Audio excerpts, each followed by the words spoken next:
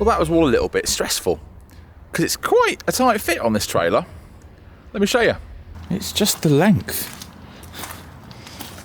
It's strapped down very well, but little bit. Ooh. However, this is my little VW T4 sort of day van surf wagon thing. Had it many years, and thanks to an engine deciding to let go, or possibly, we don't know yet, it's went back in June, it's been parked under a tree going green. And actually, as much as I want to just chuck this in the workshop, I think I might run around to the jet wash and get this clean first, because it's just going to be horrible to work on otherwise.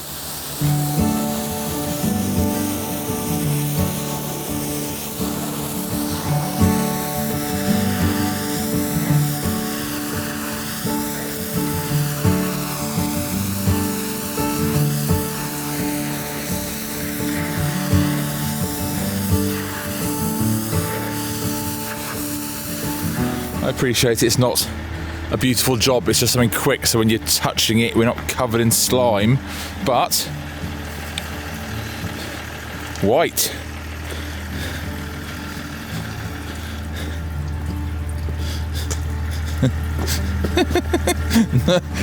Not so white.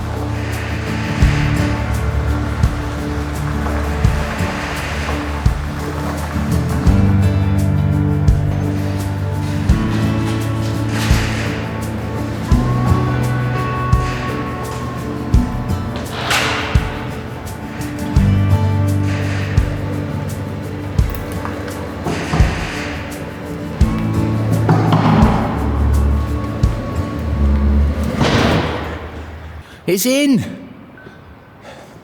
which is obviously helpful.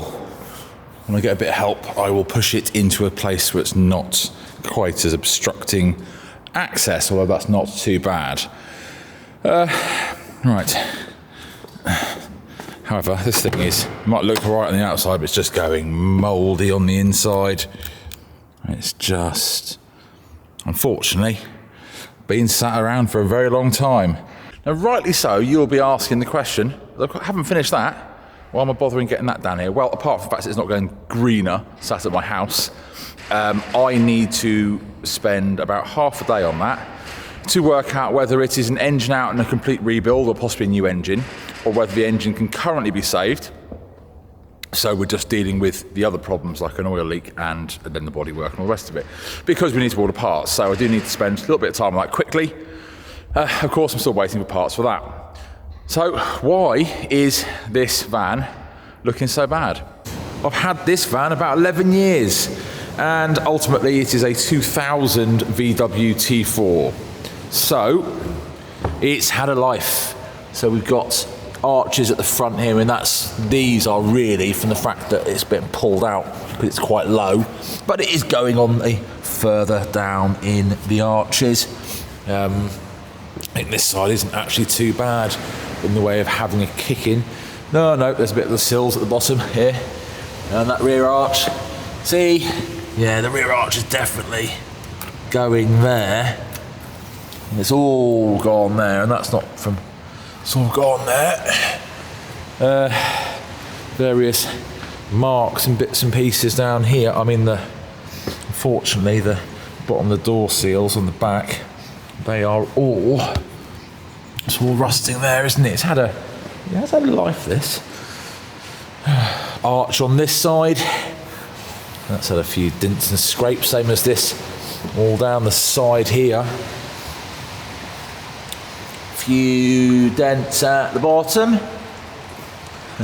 The sill's definitely going down there. Oh, that's a bit soft. Oh,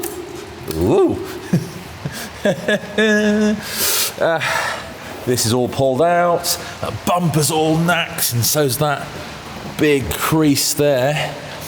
Well, worst thing for this particular one, as they all are, is actually all the rust around the windscreen. This is quite serious because this looks superficial at the moment. When you take that windscreen out, it really won't be.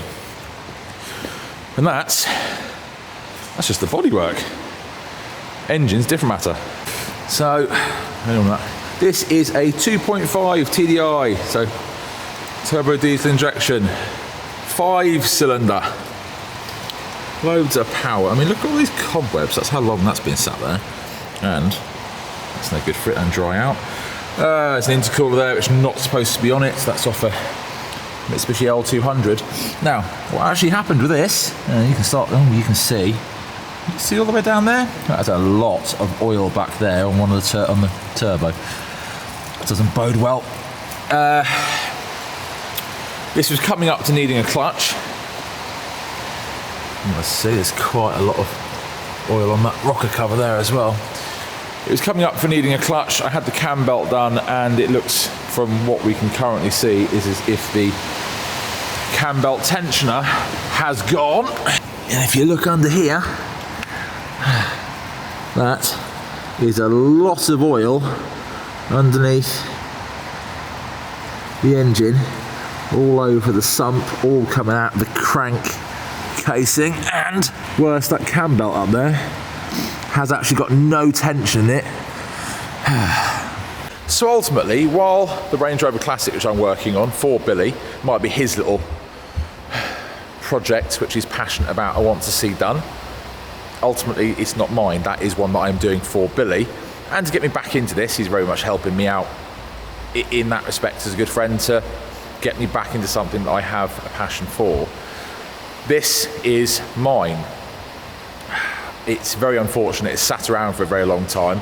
It's been in use all the time, and then not. That doesn't help vehicles when they sit around and don't do anything. And sadly, a part has failed. The oil leak is probably something separate to the cam belt failing, We will see if the engine has been saved or if it's a complete rebuild. The clutch is definitely doing, and of course the bodywork. And I want to make this a great little van again. What I'm going to do with it at the end, I don't know. But I want to finish it. It's something that I have to do for me. So I'll be spending half a day on that to work out whether the engine is completely lunched or not. And then getting back to the Range Rover. But I can't do anything on the Range Rover today because unfortunately, as you can hear, there is a massive storm and we have a power cut in the building, which is not particularly helpful.